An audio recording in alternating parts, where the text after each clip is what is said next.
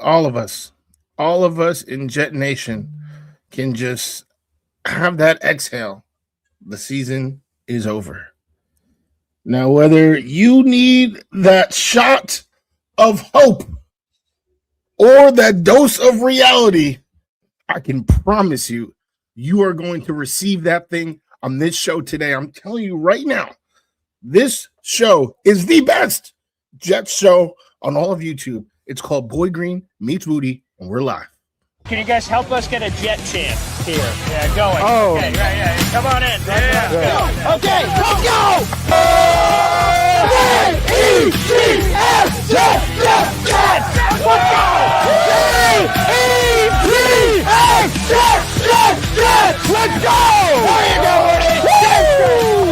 Third Party Thursday. Chris joining us here on the program with a capital P here on the program. Jake Asman, come on down. How you doing, good sir? Wow, what an intro. I mean, Boy Green is known for having the intro, but Woody, that was unreal, man. Thanks for the kind words, son. We are men of many names. My favorite Austrian Jets fan right there, baby. Boy Green Meets Wudi.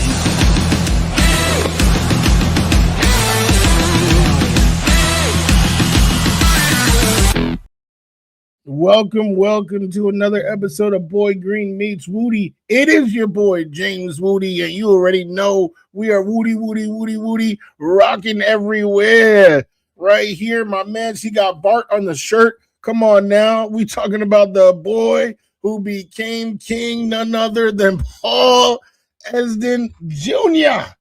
And I told you right now, I firmly believe this is the best Jets show on YouTube. And I pretty much explained it why in that cold open. All right, if you need that shot of hope, all right, this was a down year by all metrics. If you need that, yeah, hey, come on now, make sure you find a vein, get that. All right, you will get it. All right, courtesy of my guy, my co-host. All right, with this show. But if you also need that dose of reality, there goes gravity. There's somebody here that can do that as well. So no matter where you are on that spectrum, on that line, there is somebody to talk to you right here, right now. We are live. How are you doing, Mr. BG?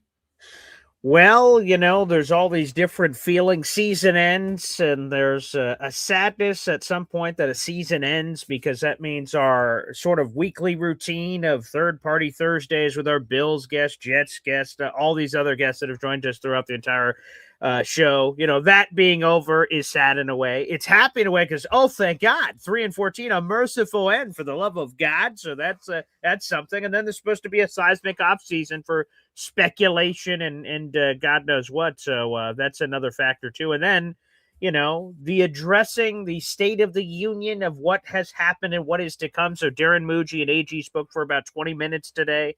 For their presser. It was not live streamed. It was uploaded after the fact, so I combed through it, listened to every word they said, wrote it down, all my notes here about who was what was what stood out in a lot of ways. So we're gonna dive in before we do all the wonderful off-season content that we have, Woody, coming up over the next couple of months. I mean, this felt like another newsy thing to cover. That will occasionally happen here during this offseason. This felt like a very newsy thing that I think a lot of people are interested in. So I'm looking forward to get the scuba gear on and diving into the deep end of the pool. Of course. I mean, come on now. For some reason, so many things happen on Tuesdays. So I feel like it's always like the current event day of the week. And that's what we are. This is a show that is current, always delivering news, always delivering backdrops to the news to help you know how to feel, right? Yeah. To the events that take place. So I promise you, there will be a lot of feeling with some of these things that occurred today. But kudos to them addressing the fan base. I think we deserved some answers. I'm not sure if they really gave us, anything we haven't heard before, but we can talk about that. Yeah, I'm going to go right for the jugular here. Sometimes you tease people and say, ooh, stay tuned. In 10 minutes, we might be talking about this one thing. I want to go right to it. To me, the most seismic thing that was said or stated at this press conference by either Darren Mougey or Aaron Glenn is this that I'm throwing up on your screen. Darren Mougey was asked the question, how long is it going to take, in your mind, Darren Mougey, for the Jets to be competitive and respectable? Darren Mougey said it with his full chest. Well, like almost like not quite a scoff that feels like I'm overreacting to it too much, but what are you talking about? He didn't say that part. I believe we could be, what is on your screen is a direct quote from Mougey. I believe we could be competitive and respectable right away next year. And then there was several seconds of silence from the media like, oh, okay, all right. So I turned that to you, Wudi, because, some of that, the Jets, pressure to win may seem a little obvious because they're coming off a 3-14 year and Woody's going to be hovering. You would think that, like, wow, you guys better win or else something could happen. But to hear Darren Mougey say that with such emphaticness, to me, should be hopefully encouraging to Jet fans. Like, oh, thank God, they don't, even though they signed whatever deals they did, I assume Mougey's, I don't know if that ever became public, was a 5-year deal, whatever. They're not saying, like Joe Douglas, I signed a 6-year deal, baby. I'm being here for a while. We'll figure it out. Like, there does seem to be a sense of urgency here. And to be competitive and respectable, well, those are two things we just didn't see this past season, Woody. So that would be refreshing. I mean, this is the same regime that, said, oh, we here to win now. So anyone who is taking this quote and getting hype, doing a cartwheel, turn that wheel right back around. Like, what are you doing? Like, these dudes, they love to yap. Off-season legends. My God. Oh, we the New York Jets, we freaking built for this shit. But he has not shown me anything. Now, to dissect the quote itself, like, is it actually possible that the New York Jets can be competitive and respectable next year? Yes. Of course. They have 2 first-round. I mean, they got 4 picks in the top 44. That's a treasure chest right there. And then all that cap space. Now, I don't know how many free agents are, dumb enough to come to this team and play for somebody who might not even be here tomorrow, but we'll see who they can trick, who they can hypnotize to accept, or who they can overpay to accept some deals. But that treasure chest, that 4 picks in 44, if you just hit on 3 of them, depending on what positions they play, I mean that's a huge boost to your team. So I would say it's definitely possible. Is it likely? Allow me to answer that the best way I know how. Hell no. What are you talking about? This coach stinks. The coach stinks. They don't know what they're doing. They keep talking about we're going to evaluate. If I took a shot every single time they said the word evaluate during this press conference, I would be blackout drunk right now. Because they just running their mouth. And again, for those who want to say, oh, come on now, look at the glasses half full. All you have to look at is their initial press conference. We're here to win now. We're here to use the talent, the foundation. It's so funny because Aaron Glenn said the foundational players, we're going to build around them. And what did they do this past season? They shipped their foundational players all across the country. So, I don't believe none of this. Is it theoretically possible? Yes, but it is not likely, and this did not make me bat an eye. It's an impossible question. It's not the can they. Sure, that's sure. They can do anything they want. They can. Will they be? Like, predict it right now? I can't. Who the hell's playing quarterback? You give me that answer, and maybe I can give you a few more details about whether or not I feel confident in that answer. At this point, we don't know who the quarterback is, and I imagine they're blowing up the entire quarterback room. So Tyrod, see ya. Justin Fields, see ya. So trade, free agency, draft, perhaps. There's going to be a lot of different entry points here to this quarterback room. So we don't know any of it. So anyone that's making prognostications about who the hell will be the Jets winning or losing, and until we find out the quarterback, no one can confidently answer that question to me either way. If you were to take a lean to what you just said, your point, like, wow, they've had 1 winning season in 15 years. My bet, not knowing who the quarterback is they're going to be bad again. So until they prove you and everyone else in the universe wrong, well, I mean, we're going to be there for quite some time. Woody, we'll work in your graphic now because we didn't get a statement or press conference at this point from Woody Johnson. Sometimes you see that from some owners and things. They play by their own rules. The only time we hear from the owners will be at the annual league meetings, which will be coming up here in a couple of months. That will be a guaranteed time we hear from Woody. But if he decides to do any impromptu press conference, that's totally up to him. So we'll pull this up here, your beautiful graphic here, about the 6 openings we have in the National Football League. Pete Carroll, his old ass, see ya, gone. Old Jonathan Gannon, pew, pew, pew.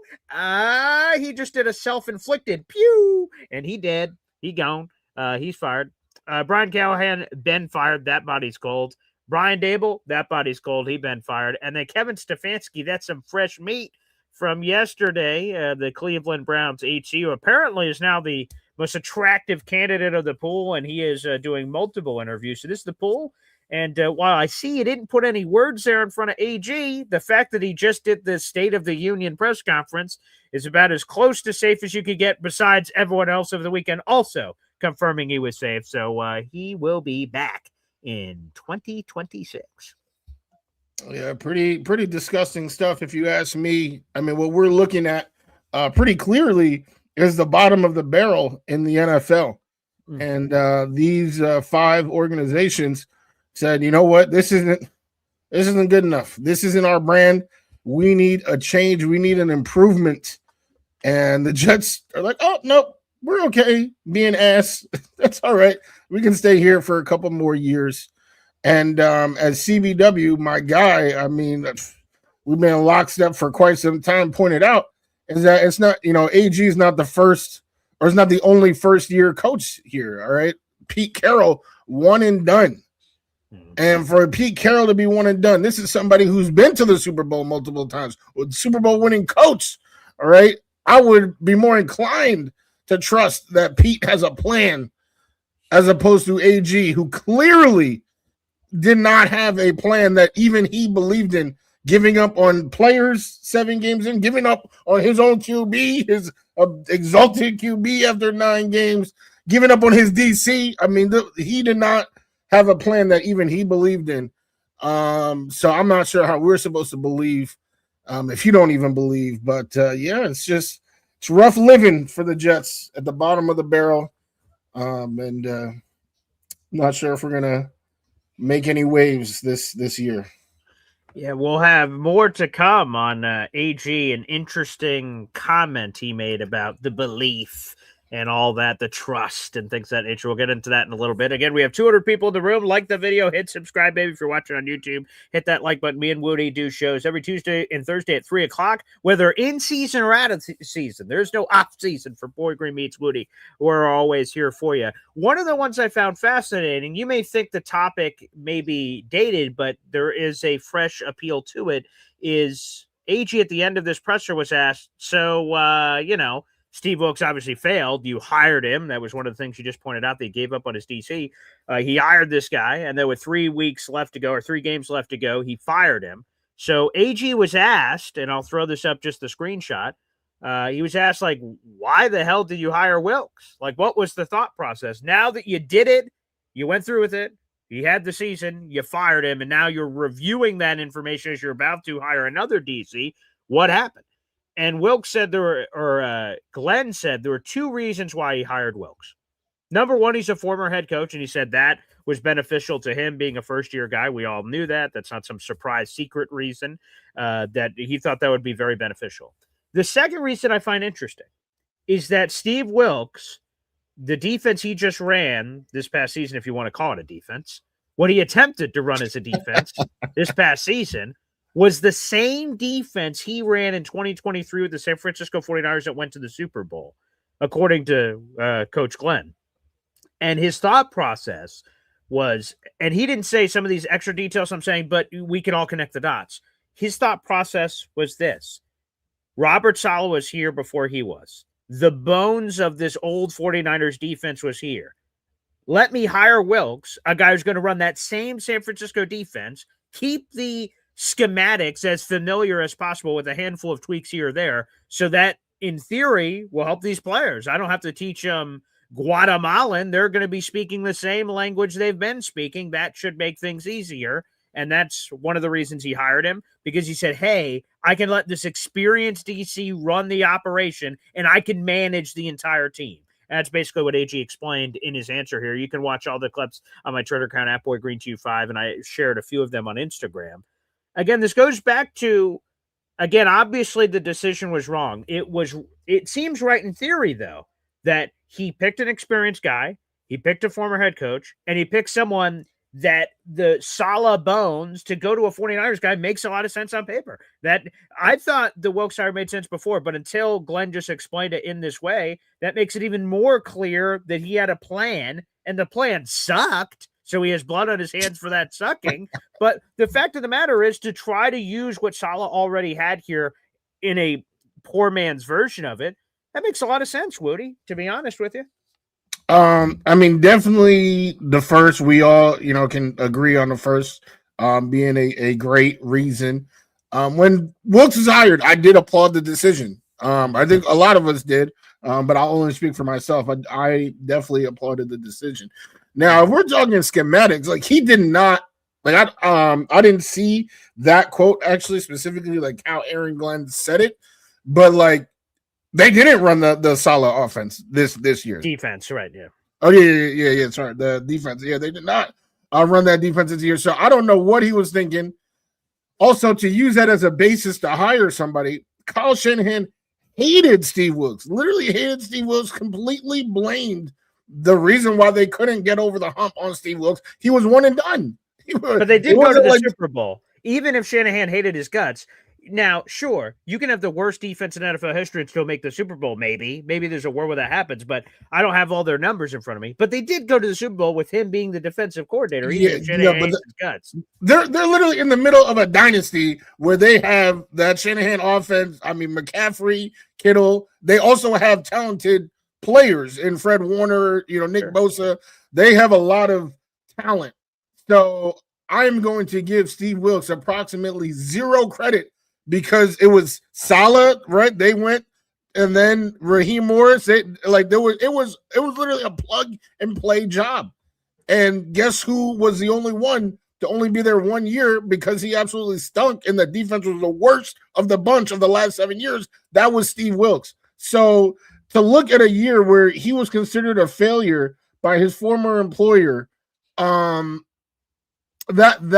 actually kind of troubling, to be like, oh yeah, that's what we're gonna do. And he came here and he didn't run the same defense. And I guess, like we already have said, in hindsight, it wasn't a good move.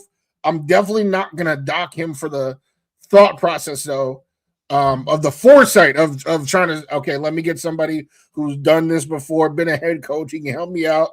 You want to say the Niners thing, okay, maybe he's blinded by, you're blinded, not blinded, but, the Super Bowl thing. But if you dig deep, like, you ask the 49ers fans, the people inside the building, he was an albatross that they carried to the Super Bowl. He was not at any point making any positive decision to get them there. So that, that kind of, worries me a little bit, but it's fine. It's in the past. All right, let's stay on defense here. So AG said he's not married to one of these things or the other. There are some quotes I think are going to get overreacted to by other shows. We don't do that here on this show. We're all straight with you. But there are going to be some shows out there that overreact to a quote I'll bring up a little bit later. But I don't think it should be. But we'll get to that later. Let's stay on defense for a second. AG was asked, does he have a preference between okay, you just tried the experience thing and that failed. Are you going for experience again? Or would you go with the first timer that just has a lot of upside? Essentially Chris Banjo, basically, but a defensive coordinator. AG said he has made no decision either way, but one of his important things is synergy. We'll get back to that level of comment too, because we'll splice through everything. But let me ask you, should he have a preference? Right now, he does not. Darren Mougey, his opening statement to this press conference explained what the next couple of days are going to be like. They're finishing off the rest of the player exit interviews today. Mougey said he did 50 of the, what would that be? 68. So he did 50 of the 68 yesterday, and then he has another 20-ish to go to finish off all the player interviews today. Then they have coaching interviews where they bring everybody in one by one, go through that whole process. So they won't fully go through this process till later this week. So AG says he doesn't have an answer yet before he dives into coordinator interviews and stuff of that nature. But he, at this moment, does not have a preference between whether this next guy is going to be super experienced or just someone with upside. Should he have, my question to you, Wudi, is should he have a preference? Should it be one or the other as he's looking for his next DC? And if so, which, of course? Yeah, I think we all, like fans, would prefer, someone with experience. I guess it depends on the name, to be honest with you. Yes, but no, I don't think he should have a preference though. Okay. I think that's, and that's part of the problem with this current regime is that a lot of times they say the right things. I would say, 9 times out of 10, it's like, oh, we're gonna attack the penalties. We have refs at camp, and we have a fumbling issue. So we're walking around with this big, Cassius Clay glove. Like, they doing all these things and saying all the right things, but we just haven't seen anything come to fruition. So when you talk about the DC, I would actually completely agree that more important than experience versus non-experience is synergy of, we gotta all be on the same page of what we're trying to accomplish, and how we're gonna get there. So I would say, as far as answers go, that was probably one of the better, if not maybe even the best answer we received.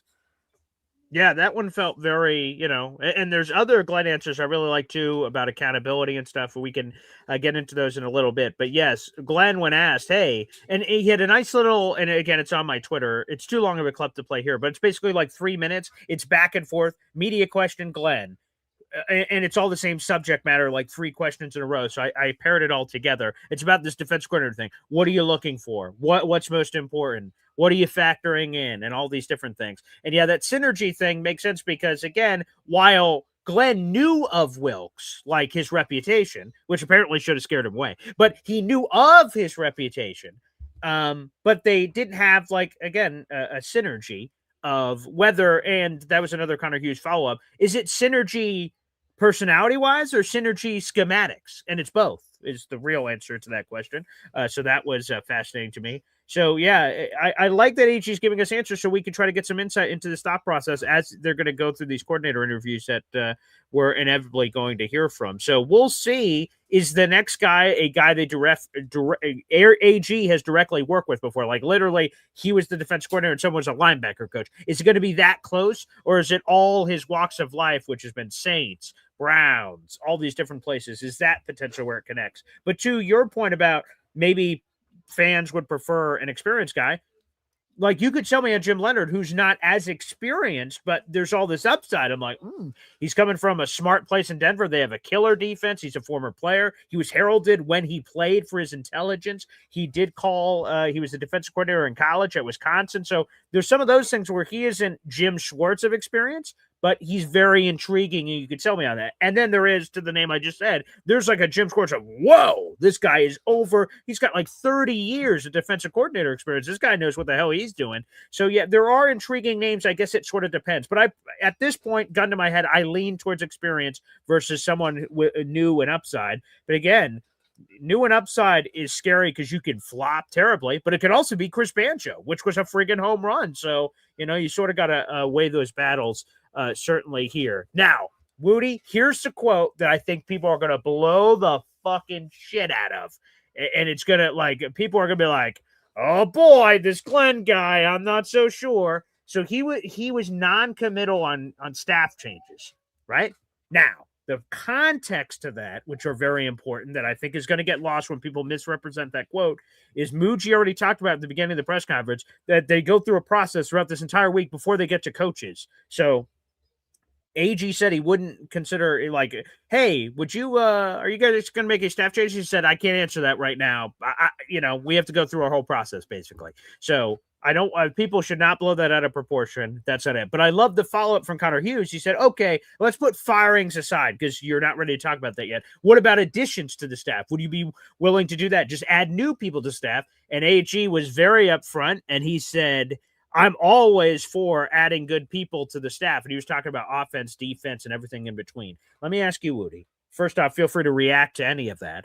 But specifically, what do you want to see most in terms of an addition? We could talk about firing separately, but as an addition to the staff, what do you want to see? Is it an offensive thing? Is it a defensive thing? Is it a specific name, or is it something sort of in general that you're looking for? This staff is missing, but they could use that ingredient in the rest of the recipe here. Real quick before I answer, I just want to shout out my guy active right now on the Instagram in the Insta chat, Mr. Dylan Terriman, my guy.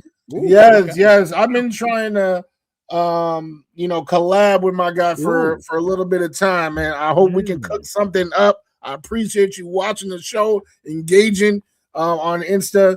So nothing but love. We gotta bring you in for a chat. Yeah, for sure. Yeah, we'll be talking about that. In terms of talking about additions, I think Boy Green, you actually said this, I want to say the last episode about the that senior advisor for the offense, really more like quarterback structured. I mean, we have failed so miserably as an organization to develop a quarterback, and that one chance that we did have to bring in somebody respected, we know how that tragically went, unfortunately. So I feel like that's a huge deal, especially if the plan is to draft a new quarterback, Dante or Fernando or Trinidad, whoever is coming in. You need that. And I don't think, our current QB coach, well, again, we're not talking about firings. You can just still add somebody on top of what they have. So I think that is absolutely key. Because even they brought in Justin Fields, and they could not produce Fields' best, his correct, best effort. Right. So they can't even develop or bring the best out of an existing QB. So I don't know how we're supposed to trust them to take this, little infant QB coming into the league and, have them grow. So I think that is definitely the most important thing, is to bring in a respected, trusted voice on that side. Tanner Enstrand is doing this job for the first time. I'm not going to overly criticize him, but just to have a veteran voice to just kind of what's the word, like challenge things, should we be doing this, should we be doing that, definitely is I feel like it's an absolute need. Yeah, I would agree. I'd concur on the offensive stuff. Again, to bring somebody in there, whatever the role is, it could be senior offensive analyst, it could be quarterback coach, it could be a lot of things. It could be a made-up title. It could be a lot of different things here on offense. So just because you said that, I'll go to defense, and I'll just say I just want creativity on defense. Someone said, it might have been in this comment section, might have been a different show that I've hosted. They said one of their criticisms of AG is that they don't think there will ever be a moment in AG's tenure as the Jets coach, however long it lasts, where he's going to win a chess match. Like the other side of the opponent is going to be like, oh, geez, what's AG cooking up over there? Like Rex Ryan had this amoeba defense where everyone was constantly in flux, in motion before the snap. Like only the defensive tackle would be on the ground with both hands in the dirt, and then everyone else was like moving around. You're like, what the hell? Like almost that Myles Garrett basketball thing he did earlier this season, where you like crisscross, and then the guy's like, wait, he's coming over here, no, he's coming over here, and then they're like, oh my god, what is about to hit? Where the hell is this pressure coming from? So whether it's old or new, I won't be an ageist and specify, but creativity on defense would be fun. That there was just so much bad with this Jets defense, but if I had to hone in on something, it was the uninspiring lack of creativity for me that never really caught anyone by surprise. So That's something I want to see. That's a juice, a sauce that I want to see. Sauce. Whoop. Salute. That's a sauce that I want to see on defense to sort of spice things up from that realm. And that could come in a lot of facets. So I want a coach that is inspiring that. It could be defensive coordinator, but all the positional coaches are probably going to get flushed out for the most part. Maybe Chris Harris Jr. stays because AG likes him a lot, and he seemed fine in his own specific positional role. If he wants to keep him, that's fine. But that's what I want to see wherever that comes from a defensive standpoint. That is something. All right, Wudi. Of course, the question that started off the press conference, and Ritzamini even set it up that way. He said, hey, this is a question on every Jets fan's minds out there in the universe. Hey, Darren Mougey, how in the hell, he didn't say it quite like this, but how in the hell are you going to solve the quarterback position? And Mougey said they will, quote, exhaust every option. And at the end of that process, they will end up with a, quote, good solution at the quarterback position for the New York Jets, whether that's one guy or multiple guys. What is your confidence level, James Wudi, in the Jets ending up with a good solution at the quarterback position? And what do you make of them exhausting every option, which obviously could be trade, free agency, draft, multiple. Again, let me put it this way. I'd be stunned if it's not multiple things. If they just signed everyone and drafted no one, that would surprise me. If they drafted multiple and didn't sign anyone, that would surprise me. So I expect them to, quote unquote, exhaust every option as they're building out this room. But what say you? So confidence level, they end up with a good solution, which is what Mougey predicted, and the exhausting of every option and looking at it, turning over every stone. They are definitely turning over every stone. That's one thing I do think that they do. They say it every time, and I believe them because so far they've gotten players from a whole bunch of different places. So, in terms of that, yeah, I do believe that. Will they actually find someone good? Good being the good solution. Word. Yeah, right. Yeah, a good solution. I'm gonna have to say nah, probably not.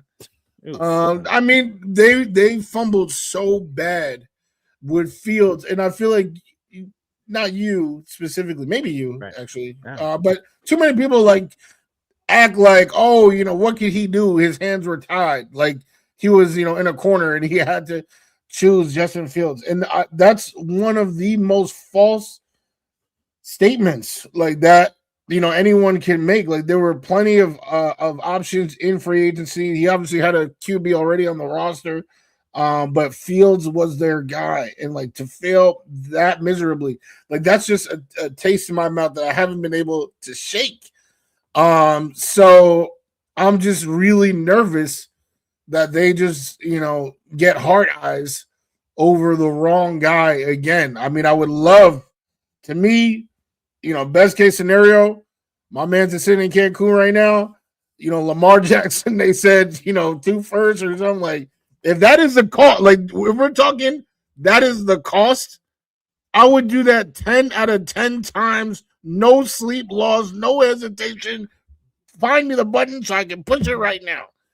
Joe Burrow's a name that they've said, obviously there would need to be some communication with Joe before that, because we're not trying to have Andrew Luck out here just, retire in August, and leave us in a real situation. But like those are things that I would consider good.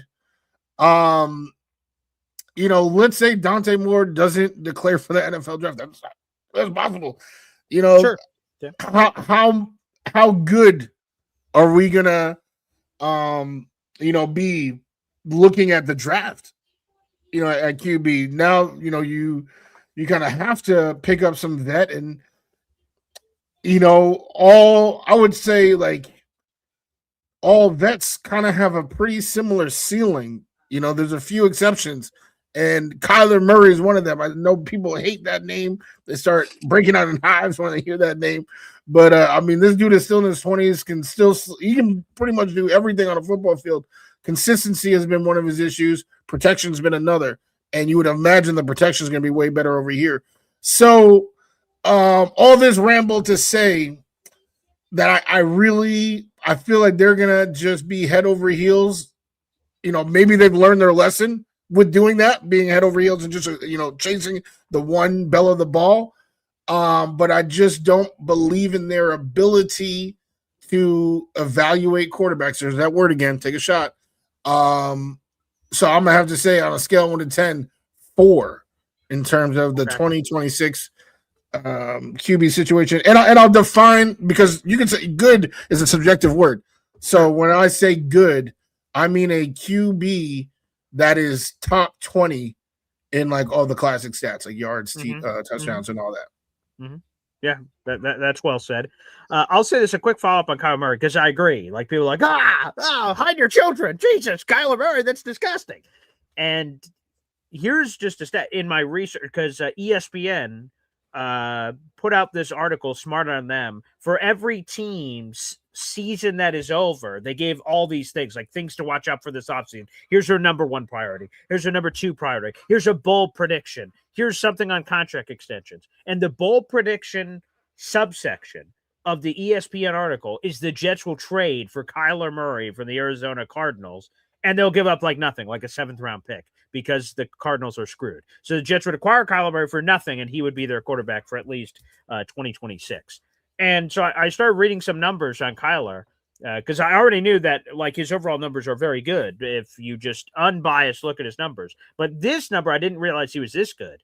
Kyler Murray, if he has one more average season, so he averages in a normal year between 450 and 500 rushing yards per season. If he has one more average season, that's what it's not a career high. That's not a nothing. That's just what he normally operates with on a year-to-year basis, even including the shitty year he just had. He averages between 450 and 500 rushing yards. If he gets that in 2026, he would surge into the top 10 all-time rushing yards list among quarterbacks. He'd be one of the most dynamic running quarterbacks we've had in the history of the game. And I feel like people don't realize that. Like, they don't understand what he brings to the table. Again, is there extracurricular activity? Of course, you have to investigate that if you're the Jets and make sure the leadership questions, and there's all kinds of other things that are in his bio that have to be checked off. Why the hell the Cardinals getting rid of him? What's going on there? And try to figure that out. So I just wanted to sprinkle that in on the quarterback conversation. I see we got a super chat in here, so let's divert off course here for a second. Fighter Jet Baby has something to say. Appreciate it. Let's go. Wow. Oh, God. AG will be fired next year! Exclamation point. You can't allow him to waste our picks this year. He can't coach. Jets fans have never been more demoralized than after today. So there's a lot to unpack here. First off, will he be fired next year? That's a prediction. I don't believe that's going to be the case. In Jesus' name we pray. Let's put that piece aside for a second. We can't allow him to waste our picks this year. I've got bad news. Bad news, Barrett. I've got some bad news for you. He was just at the end of season press conference, folks. He's going to be here this year, quote unquote, 2026. So whether you like it or not, and you're like, geez, he's going to waste our picks, he is going to waste the picks. He's going to be involved in this process. So that part of it, you just got to cope with your therapist because it's happening. He can't coach. I don't know if we can say that he can't coach. I don't know if I can say he can coach because we need to see it. But to just say he can't, I mean, I don't know. It's a limited sample size. So that one I'd like to punt on for now. But that Jets fans have never been more demoralized than after today. Fighter Jet, how long have you been a fan? There's been a lot of demoralizing moments in our history, but this is the line that you draw. No, this 3-14 year, this is the most demoralized we've ever been. I'm not so sure. I was demoralized to all end with Adam Gase. I have not reached that point with it. To me, again, it's to each, everyone can perceive this how they want. To me, I remember being demoralized in the Adam Gase era 5 years ago, and that was devastating. My entire life sucked. I was like, oh, this is awful. It just was terrible. Yeah, it affected me to such a level. I'm not there yet for AG, so I don't. You could speak for yourself, Fighter Jet, or maybe some Jet fans that feel that way. I don't feel like I'm the most demoralized I've ever been today with the New York Jets. I do feel pretty bad. I can't lie. The Adam Gase, that 1 year, like the 2-14 year. Yeah, that was bad. That was bad. But I did have, more hope, I guess, for the future that we would bring in, a coach that we could respect and, do something with the picks. Whereas like now I don't But we don't have that because we're sticking with the same coach, who was worse than Adam Gase. So I can definitely understand being more demoralized right now than after that Gase year. Here's some context, by the way. Fighter Jet says, I've been a fan since I was 13. I'm 41 now and a season ticket holder. He reiterates that he's never been more demoralized than he is right now. I respect that. I respect that. Since we're looking at comments, I know a little bit because you guys are firing up the comments. I love the engagement today. But Boss Girl 8, who I want to shout out, one of my newest followers on Take Flight Talk. Much respect. Asked a question on the channel. Do I want Glenn to be bad? I definitely do not want Glenn to be bad. You know what best case scenario is that the Jets go 17-0 and I gotta eat crow like that. Aaron Glenn is the GOAT. Like wow, 17-0, best team of all time, and we all hype in January. And you guys can keep saying, yo, but Wudi, you remember when you said this? Remember? Yeah, remind me every single day. I'll still be hyped in January watching New York Jets playoff games. The unfortunate thing is that that's a pipe dream, right? That's not gonna happen. And that's what I try to warn you guys in the future so that we're not surprised. And that's what I did with Justin Fields. You guys refuse to believe me. I keep trying to do it. And y'all don't believe me, and then we come here, and then it's like, oh, how did we get here? I'm trying to tell you how we got here. I'm trying to be the GPS. So just to make it crystal clear, I want Aaron Glenn, as long as he's the head coach of the New York Jets, to go 17-0 every season. But he is not. He does not have the ability to do that. I don't know if he has the ability to win 8 games, 7. Can he win 5? You know, we do not know. We do not know. What we do know is that he can think, you know, he can change course on guys that he's so high on. He can say, how can you ask me that question? And then bench that same player 2 quarters later. We know he can change his mind. And we know he can fire people. That's what we know about Aaron Glenn. I'm glad that Bosco asked this, so Woody had to answer. We got it. But I think there are people in the fan base. I don't know how many. I can't put a percentage on it. There are people in the fan base that are absolutely that in the hiring cycle last year did not want a first-year coach nor a defensive coach. So they got bingo on their little card. Geez, I got 2 on the same line. You got a bingo there. And those same people have seen the first year of AG and going, man, I knew it. This guy sucked. You got to get rid of him. You got to ditch him. And now that the Jets are clearly keeping him, they're going to be like, man, I hope the fucking Jets sink and tank down to the ground in 2026. And then I'm going to be, whoever this person is going to be doing a victory lap a year from today in 2027 saying, see, you losers. Now let's go find a head coach. There are going to be people that do that, I believe. Yes. Yeah, I mean, you know, yeah, unfortunately, there are you know, victory lappers out there.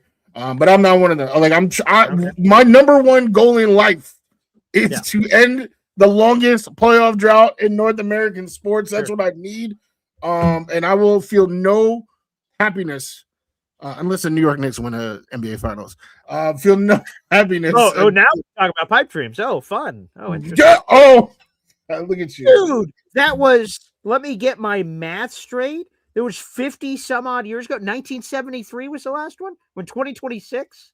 Come on. Well, you got the NBA Cup. Yeah, did you guys hang that banner? Nice. No, actually, because we want the real thing. Well, I bet you do. Bet you do. Let me Fighter Jet saying there's a 95% chance we win less than 3 games. Come on, man. Come on. We have won less than 3 games. We have less than 3 games twice in our history. Twice. 2 times. That's so funny. We have a 66-year history. And you're telling me that like there's a 95% chance that something that's only happened twice in 66 years is happening? 2 and 14 was the 5 years ago or 6 years ago. Now the new year, I got to get used to that. 6 years ago, we went 2 and 14. And then a cajillion years ago in 96, we went 1 and 15. You're telling me there's a 95% that I didn't go to school for math. I don't believe that math, Fighter Jet.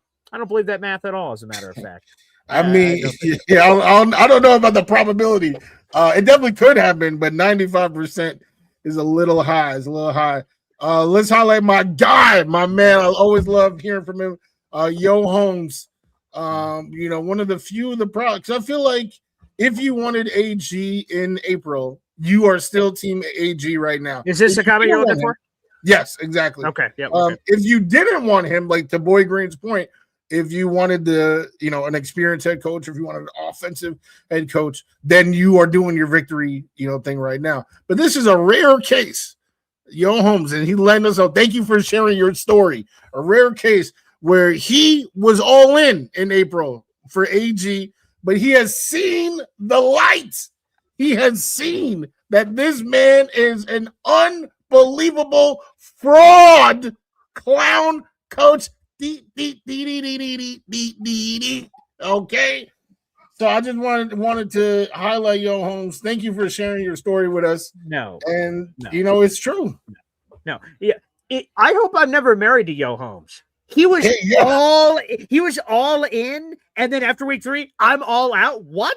3 weeks in to a 5-year contract, you're all out after this one's over. What in the name of how is that? What? That's crazy. That is bonkers. After 3 weeks, and by the way, let's take a freeze frame on the first 3 weeks of the season. They lose on a 60-yard field goal, the longest field goal of Chris Boswell's career in week 1. Week 2, fine. They get their teeth kicked down their throat by Buffalo. And then we lose on a last-second drive from Tampa Bay. And after those 3 specific weeks, you're done with AG? Get the hell out of here. Come on, man. If you're done after these past 5 weeks, Jesus, we got blown out by 23-plus points in every game. While that's crazy, I would understand that a little bit more. After 2 last-second losses out of 3 games, you're like, out on this guy. Unbelievable. Good Lord. The eyes don't lie. He has failed the eye test. That's tough. Here's one on your boy. One of your last jerseys you have in that closet of any relevance. Breece Hall was brought up. the last guy for standing. now. We'll see. We'll see how long that stands. AG and Mougey were asked, "Hey, straight up, do you want Breece Hall back?" At first, they both looked at each other like, "Oh, is it both of us? Who wants to speak first?" Because they were both at the podium, and then they both leaned into the mic and said that at the same time, "Yeah, of course we want Breece back. Yeah, talented players. We want Breece back. Why wouldn't we want Breece back?" And then a follow-up came. They said, "Would you use the franchise tag?" I'm sorry? Would you use the franchise tag to keep Breece? And Darren Mougey goes, I don't play in hypothetical land. Who knows? Basically. For those who don't know, the franchise tag is $14.14 million among annual salaries of running backs. That would make Breece Hall the 4th highest paid running back in football. Again, a franchise tag is, of course, 1 year. That's not a long-term deal. But just to explain where that stands, it would be the 4th highest paid running back in football.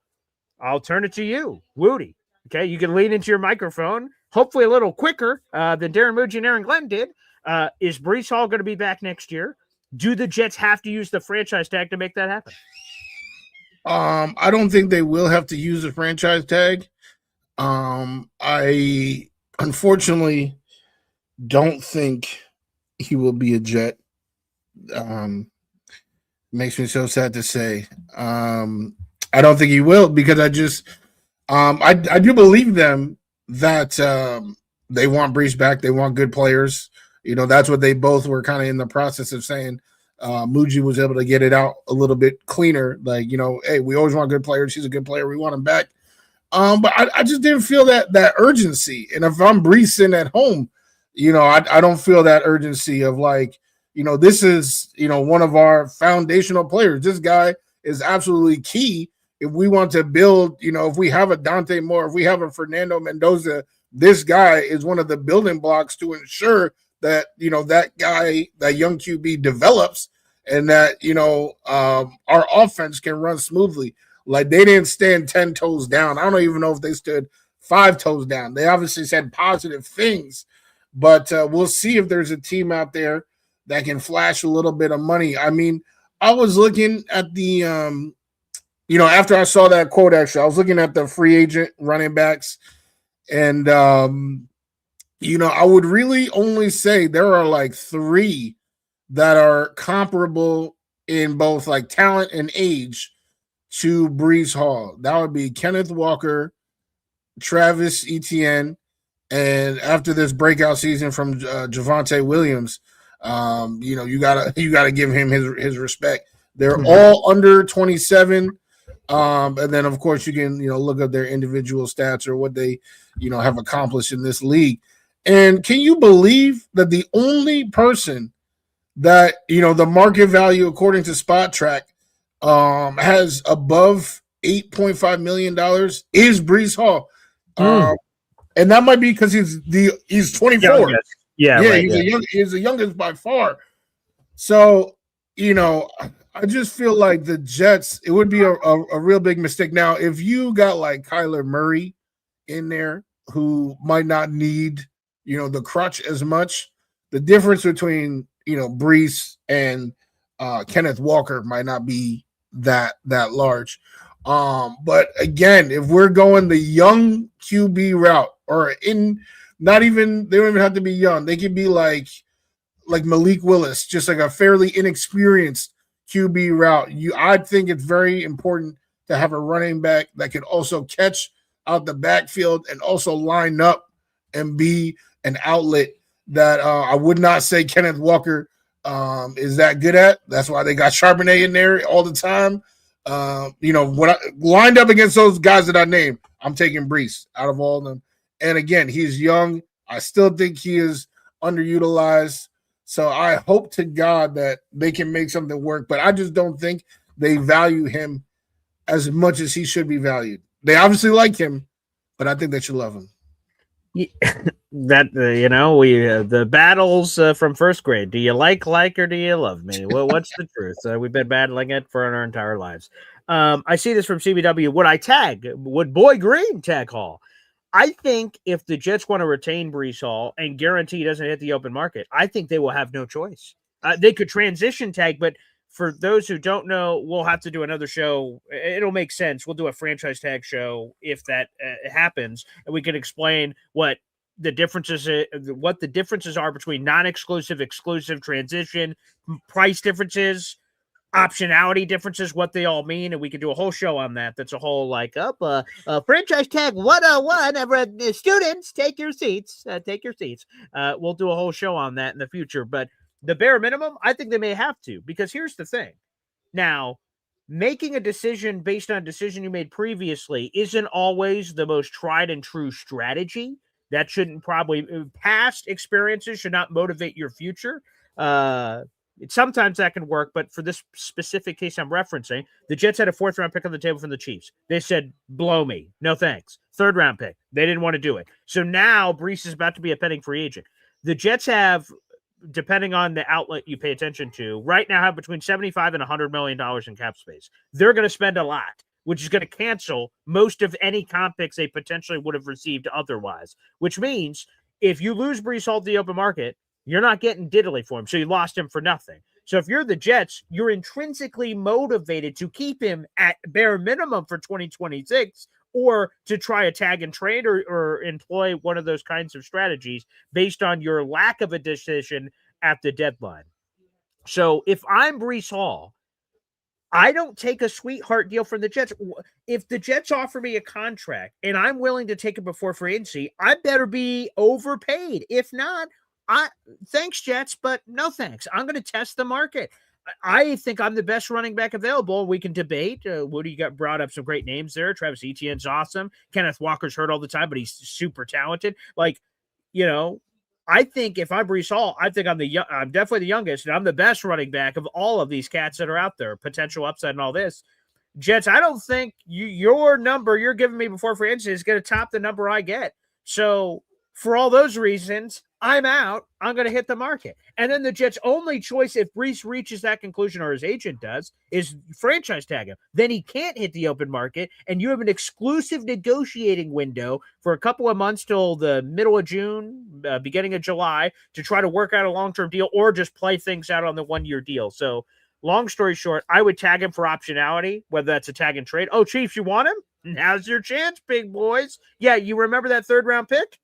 You remember the price? Give me a call. maybe it's a 3rd-round pick. Maybe that's how they do it. Tag and trade.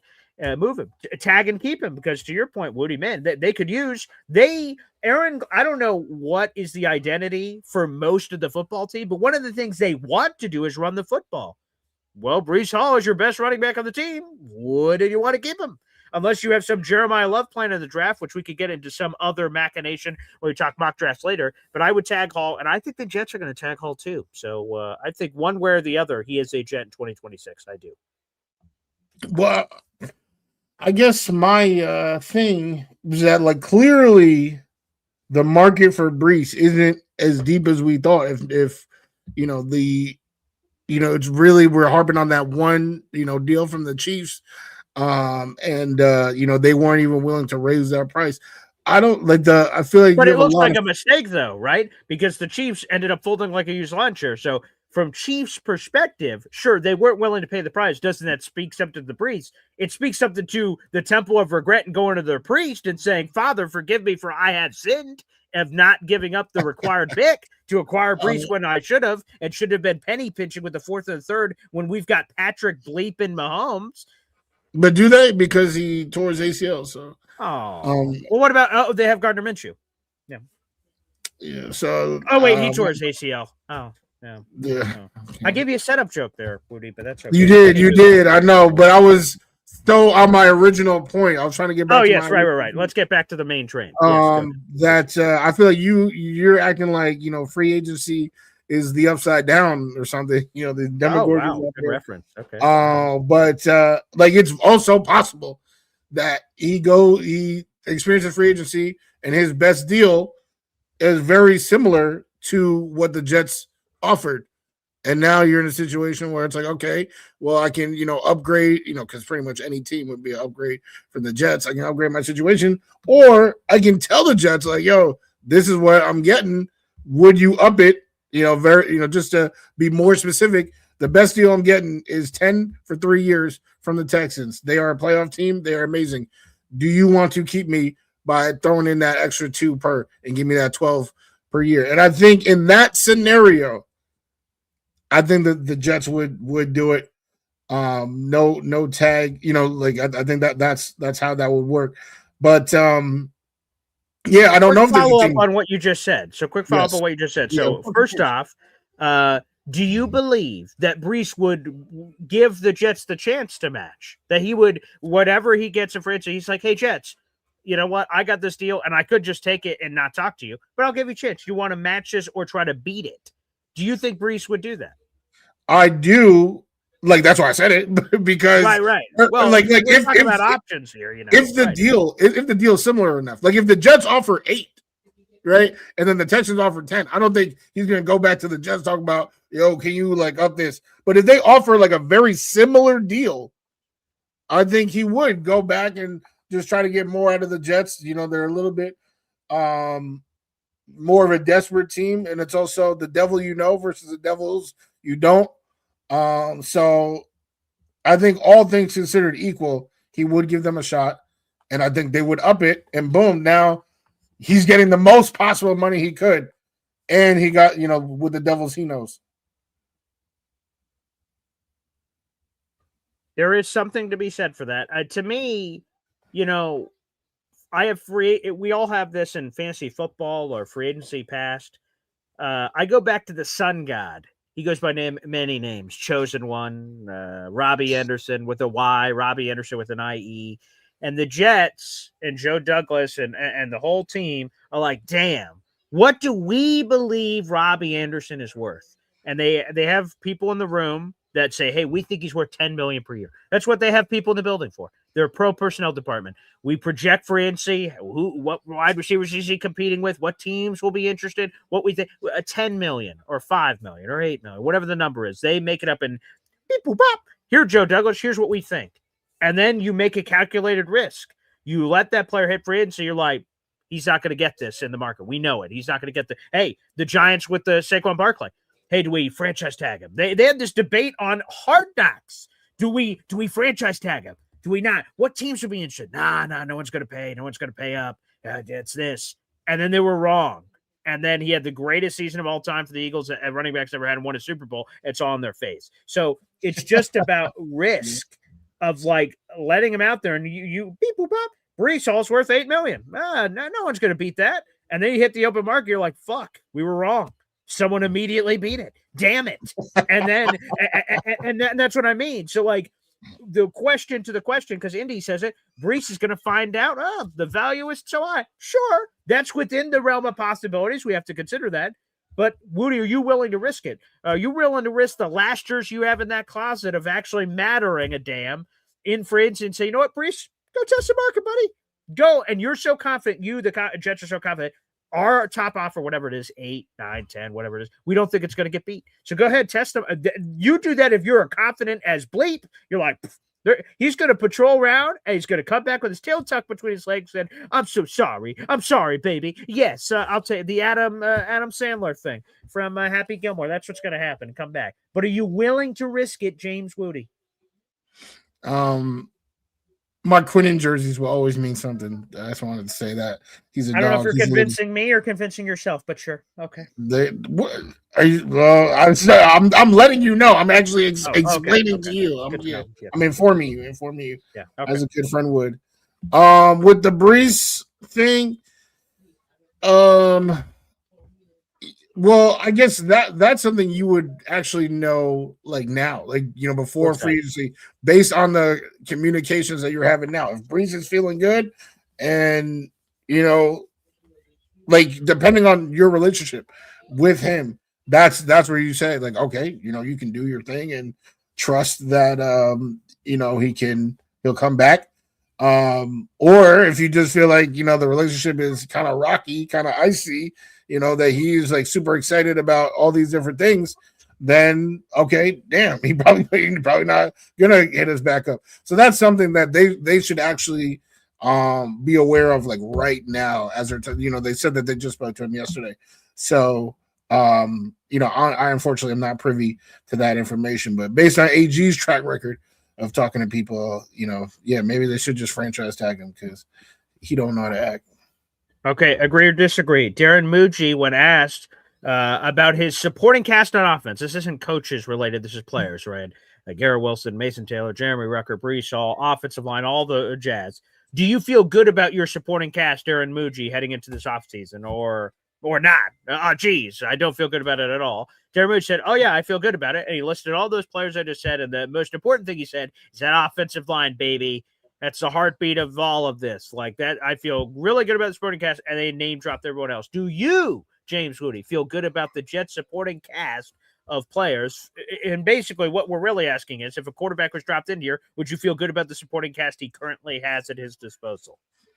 Yes, I do feel good about it. That's why I was so hyped at the possibility of getting Fernando. I think this is the best situation we've drafted somebody into a long time. You know, unfortunately, Sam, you know, I hate to bring that up. My God, number one in the NFC, you know, doing his thing.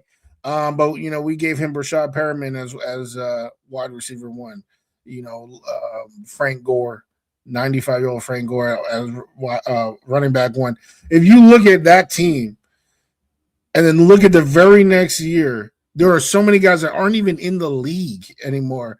You know, we did not properly build. But what we have for, you know, Dante or Fernando were to fall, I agree. You have an offensive line. If Brees is on the team, you have a competent running back. You have sure hands in Mason Taylor. You have a bona fide wide receiver one in Garrett Wilson.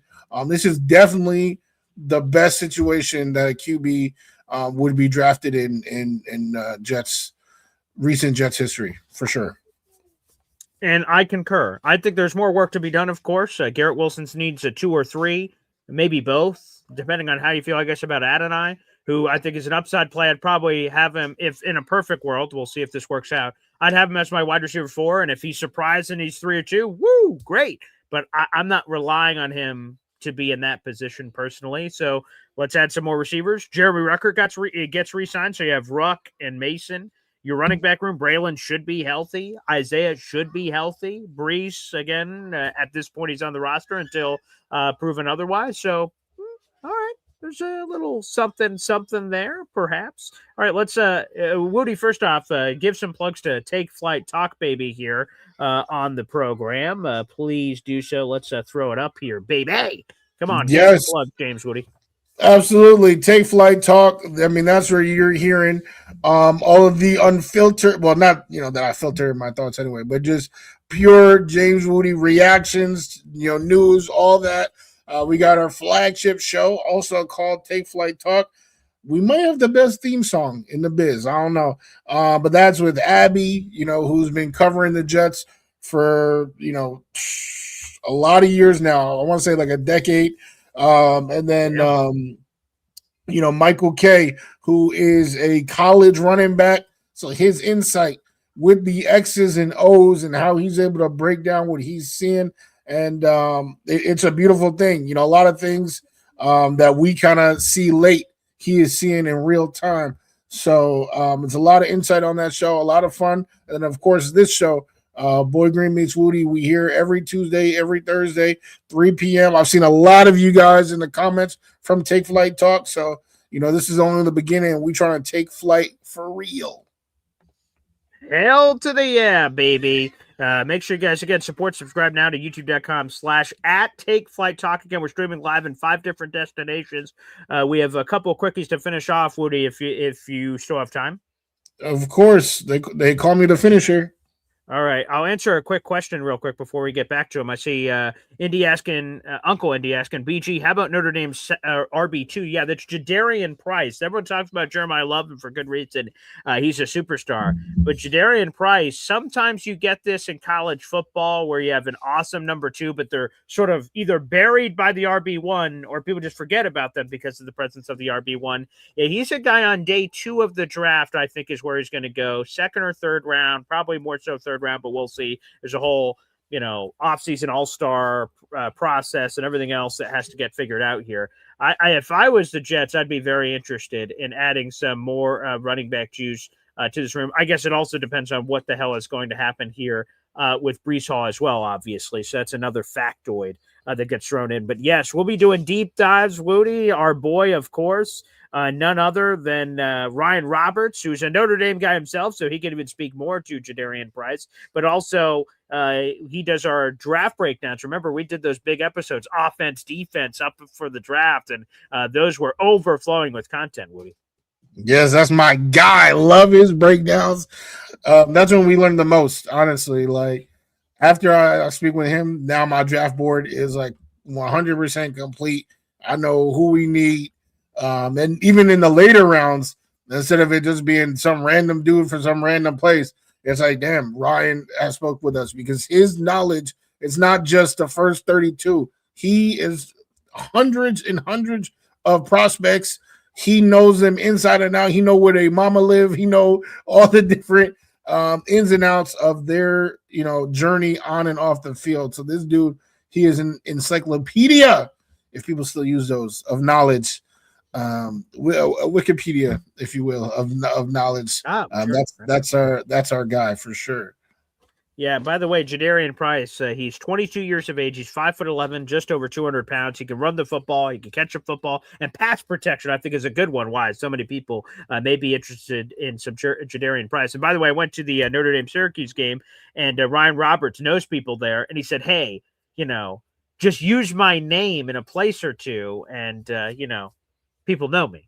And he said it. I'm like, what, do they? And then I used it at a restaurant, and they went, Ryan Roberts? And I went, get the hell out of here. So when I visited South Bend with my dad, he, we got some Ryan Roberts perks, which a hell of a part of the story. So thank you, Ryan Roberts, for that Golden Domer experience. I told you, Woody, that we would only play a couple of clips today from the AG Mougey presser outside of what we talked about in grabbing quotes. There's one I want to put up here, and I'm just curious your response. So we're going to go to the tail of the tape here. I'll give you guys a question, but you'll also hear it. You should hear it from Brian Costello on the mic level of the questioner in the audience. AG is asked, did they overestimate the roster? Did they think it was more talented and better than they thought? And then a harsh realization, basically, like, geez, this roster sucks. AG was asked that question. Here is that cue and answer from AG. When you look back to last year, Yep. Brett Donner, I'm sure you thought about this before today, in recent weeks. Yep. Do you think you overestimated the roster? Do you think you overestimated the talent that was on the roster, whether it be that you inherited Yep. or going into training camp? I can't say that. I think it's a lot of, and I said this after the game, I put a lot of it on me as far as just the wins and losses. And I would really say it like that. I put a lot of it on me on the wins and losses, and I have to do a better job. And I'm not going to sit here and blame it on the roster. I'm not going to sit here and blame it on the coaching staff. I'm going to blame it on the guy that's sitting right in front of you, and I got to do a better job. And I'm always say that, and until I get the whole situation situated, then we'll be better, which I know we will next year. I love the accountability. I'm going to taint the question I throw over to you here, Wudi, but he had an opportunity to blame it on the roster, blame it on other things, and he said directly that this is on me and nobody else. I take it right here on the chin. The wins and losses are my fault, and I have to be better. And yeah, he said that pretty emphatically, Wudi. So to me, I really love that answer from AG. You want to see the guy be accountable, and accountability is not an issue here. Yeah, if he had tried to blame it on them, I would respectfully disagree because it was his fault. All he's doing is telling the truth. It was his fault. I don't think the roster was overestimated. Like you said so emphatically in August. We got an all-pro on all three levels, Wudi. Come on now. Come on, man. We did. That is that true. was, it was. That's what I'm saying, but AG couldn't coach him up, and it was his fault. Wins and losses, and he probably shouldn't have been brought back, but he's here. He's back. So, we got to accept that, and, let's hope that he can coach somebody because he wasn't able to coach the people that were here. So maybe we can bring in people that he can coach somehow, some way, magically. He can learn how to coach them. Let's get a super chat in here from Big Green, my long lost brother from another mother. Wow. Do we have Rick Spielman still in our front office?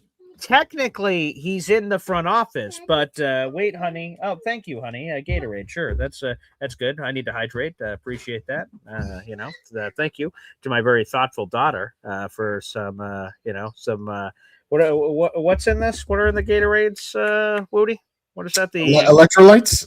There it is. Yeah, baby. Some electrolytes. My brain's failing. So excellent. So some electrolytes. We can only hope.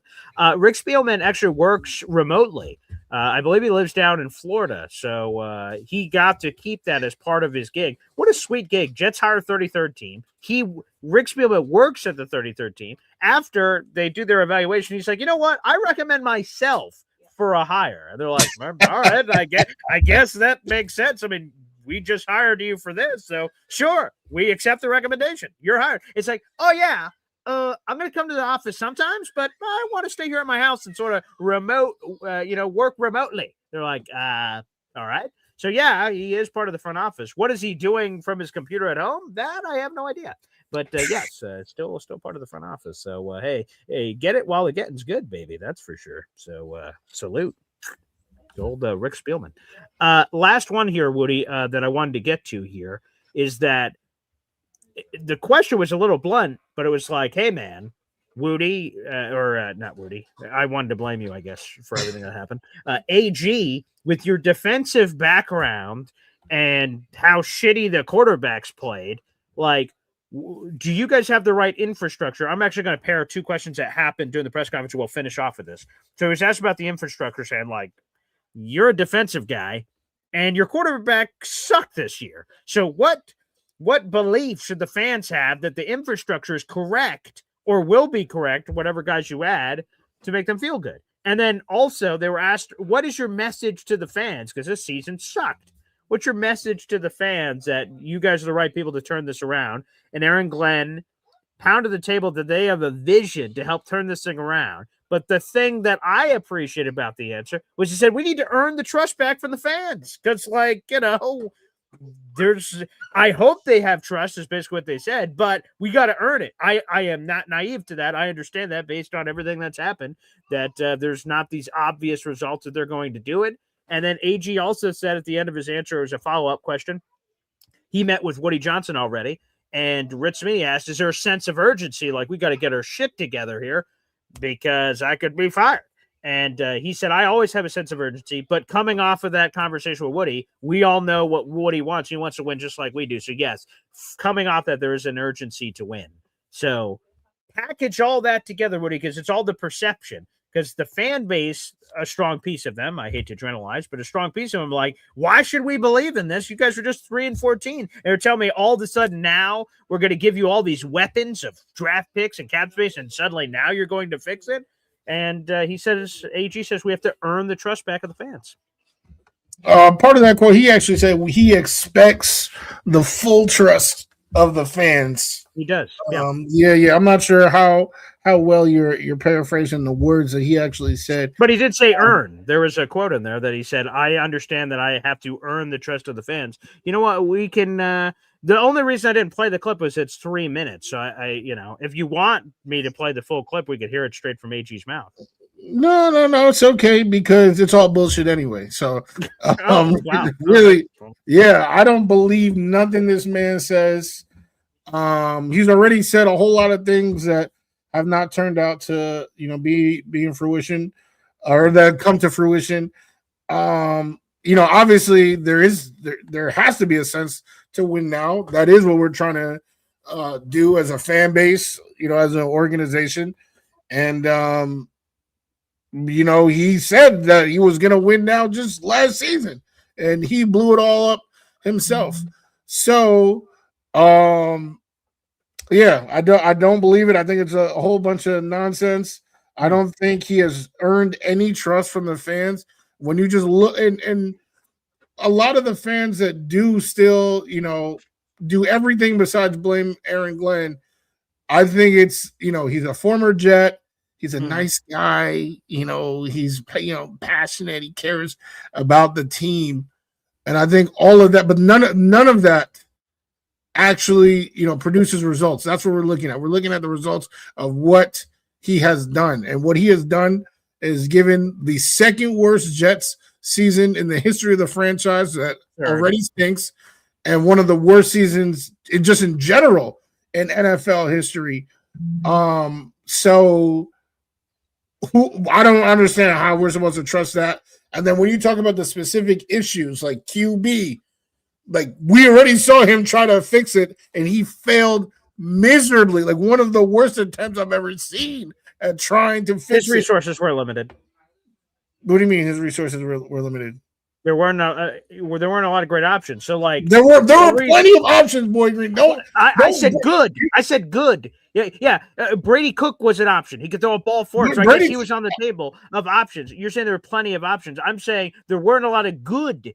Good is subjective, as we discovered earlier on this show. But there were not a lot of good options available at quarterback. If there were, please fill me in. I'd love to learn. What do you mean? They could have had Daniel Jones. Was Daniel Jones not a free agent? He had a solid season. I did not believe he was coming back to New York, but sure, let's count with the Colts. They could have had a whole litter of QBs. They chose Justin Fields. Are you in the new day now? Yeah, perhaps, but that's what I'm saying. You say there was a lot of options. I'm saying there weren't a lot of good options. You say Daniel Jones, and I'll give you a tip of the cap. I don't believe he would have ever come back to New York. I'm not gonna lie.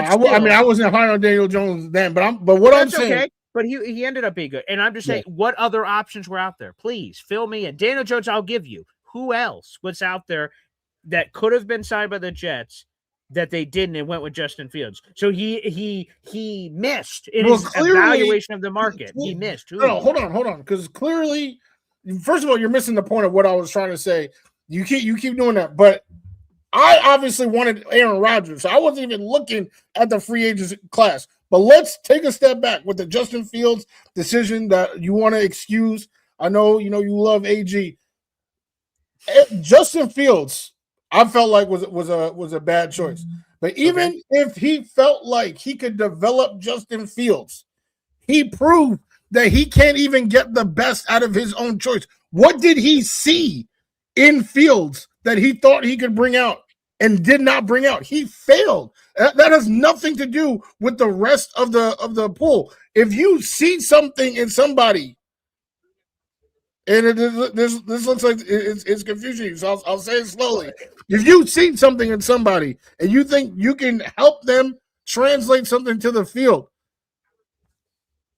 then what happened in between then and then actually coming to the field? Because what you did was kill this boy's career. That's what you did. You didn't build up. He killed his own career. Come on. Oh my! Now you guys.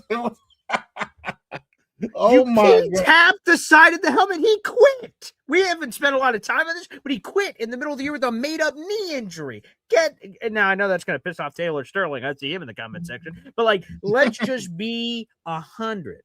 I understand what you're saying. I understand the point of what you're saying is, hey, he identified Justin Fields as his choice, regardless of the other choices, and he thought that arrogantly, I'm going to show him how to really play quarterback. And he was worse than he was with the Steelers. You indicate, wow, if he can't get the best out of his quarterback choice, how do we feel confident about the other choices? I understand the basis in which you speak, but I'm saying that Justin Fields did some own Russell Wilson, CBW. What the hell? I don't know if that's the. I think we're going to the wrong direction, but appreciate the chutzpah. A for effort, I get. Jameis Winston. Again, we can just. I need better options. If Wudi is going to end up giving me the answers to the test, Jameis Winston only played a handful of games this year. That's hard to judge it. He was clear upgrades over this, that, or the other. Although I really like Jameis Winston, I think he's a fun player. But the point is, I don't think there's a lot of good options in place of Justin Fields. Apparently, the pools they were swimming in was Carson Wentz, Marcus Mariota, and Justin Fields, according to Connor Hughes. I don't love those choices. Justin, I thought, was the best of those three choices. But I get your overall point about not getting the most out of Justin Fields. But maybe it's not – it could have been some of the coaching too, because the coaching was questionable with Charles London and some of these guys around. But maybe it's a bad combination of both, that Justin Fields didn't have the chops and the Jets coaching staff sucked. Like, both can be true. That, sure, other teams apparently got more out of Justin Fields than the Jets did, but I don't think that's necessarily just an indictment that this coaching staff is incapable of getting it. Because now let's go to the draft, right? Jets have the number 2 overall pick.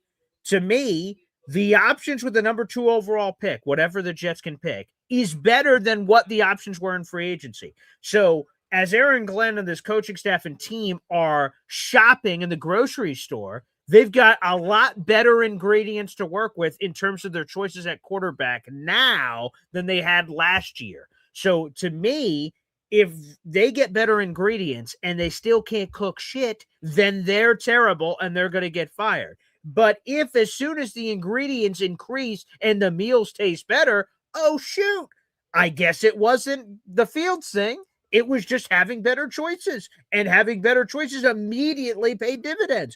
Dante Moore's the number 2 overall pick, which my full expectation is he's going to enter the draft to get $50 million from the Jets. God bless. Good job if you could get it. And that is going to have a significant upgrade along with other coaching staff changes. That's where I'm at. James Arthur Wudi. Not my middle name, but Dante. And then when he doesn't, if he doesn't declare for the NFL draft, what are you doing? He is declaring. So no, he has not declared. As of right now, he has not declared. So from the pool of actual prospects that have declared, what's your big plan? My big plan in terms of the draft is to use the 2nd overall pick, which is really the number 1 overall pick for non-quarterback. So I take the best player available. Could be a pass rusher, could be wide receiver, who knows? It could be anything, and take that. And in free agency, because I'm going to know the Dante Moore decision in either 8 days, that's the first early declaration date, or I'm going to know it by the 22nd or 23rd. That's the national championship date, which I believe is the 23rd. So if he plays through the championship game, we'll know by the 23rd. So we're going to know January 23rd. What's the math on that? So we're going to know about a month and a half before free agency starts who's in the pool. So if Dante's in the pool, we're going to know whatever 45 days before free agency starts. And if not, I'm like, sweet. He's in, great. He's not in, great. trade, free agency, and plus I'm still exploring those waters anyway, even if we get Dante Moore. Even if Dante Moore's in the class, and it's clear as day we're getting him number 2 overall or Fernando, if some craziness happens, I'm still adding other quarterbacks to the room. So my plan is foolproof, baby. That sounds so nice. Yeah, I mean the fact that the Jets even what's the word? Shorten their pool to just Mariota, Wentz, and Allegedly, right? This is Connor Fields. Hughes reporting, right? I mean that's an alarming stat in itself. So It could be. all I'm saying is there's literally no tangible evidence. They chose Brady Cook over Adrian Martinez, which I thought was a crime. And I guess we have no proof of that, right? We have no proof of. So you're saying that I don't want to put words in your mouth. You're suggesting that choosing Brady Cook over Adrian Martinez was a mistake, yes? Yeah, I mean, if you let me finish my sentence, like maybe once or twice on the show, you would know exactly what I'm saying. But you can continue with this guessing game. Yeah. Yeah. So the guessing game is that you believe that the Jets made a mistake picking Brady Cook over Martinez, but you have no proof of concept that was a mistake because Martinez never played in an NFL regular season game for the 49ers or the Jets. So you're in made-up fairyland if they made a mistake because you've seen Brady Cook be terrible, and you're just assuming Adrian Martinez would be better than the terrible. No, I saw them both play in preseason quite a bit, actually.